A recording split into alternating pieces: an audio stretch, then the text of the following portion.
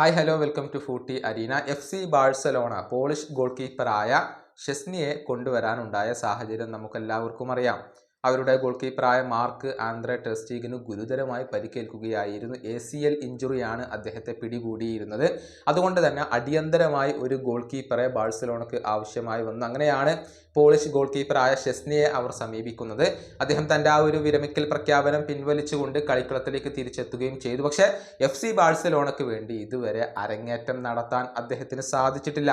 Flick അദ്ദേഹത്തിന് ഇതുവരെ അവസരങ്ങൾ നൽകിയിട്ടില്ല. ഇനാക്കി പെനയാണ് ഇപ്പോഴും ബാഴ്സയുടെ ഗോൾ വല കാക്കുന്നത്. അദ്ദേഹം മികച്ച പ്രകടനം നടത്തുന്നത് കൊണ്ട് തന്നെ ഷെസ്നിക്ക് അവസരം നൽകേണ്ടതില്ല എന്ന് ഫ്ലിക്ക് തീരുമാനിക്കുകയായിരുന്നു. ഈ വിഷയത്തിൽ ഇപ്പോൾ ഷെസ്നി തൻ്റെ പ്രതികരണം അറിയിച്ചിട്ടുണ്ട്. ബാഴ്സക്കായി അരങ്ങേറ്റം കുറിക്കാൻ എന്ന് സാധിക്കുമെന്നുള്ള കാര്യം തനിക്കറിയില്ല എന്നാണ് ഷെസ്നി പറഞ്ഞിട്ടുള്ളത്.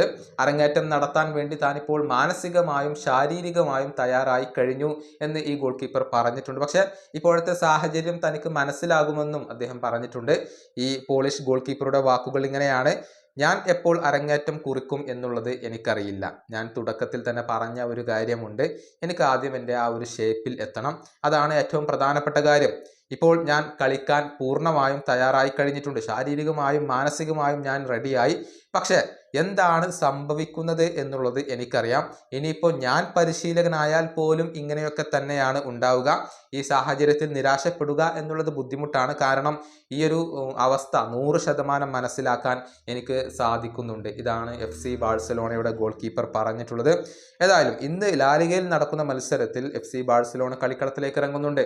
എതിരാളികൾ അത്ലറ്റിക്കോ മാഡ്രിഡ് ആണ്. ഇന്ന് അർദ്ധരാത്രി ഇന്ത്യൻ സമയം 1:30 ഈ ഒരു മത്സരം നടക്കുക. ബാഴ്സലോണയുടെ മൈതാനത്ത് വെച്ചുകൊണ്ടാണ് ഈ മത്സരം അരങ്ങേറുക. ഇന്നത്തെ മത്സരത്തിൽ പരാജയപ്പെടേണ്ടി വന്നാൽ ലാലിഗയിലെ 1-ാം സ്ഥാനം FC ബാഴ്സലോണക്ക് നഷ്ടമാകും. ഈ വീഡിയോയുടെ അവസാനിപ്പിക്കുന്നു. അടുത്ത വീഡിയോയുമായി വീണ്ടും കാണാം.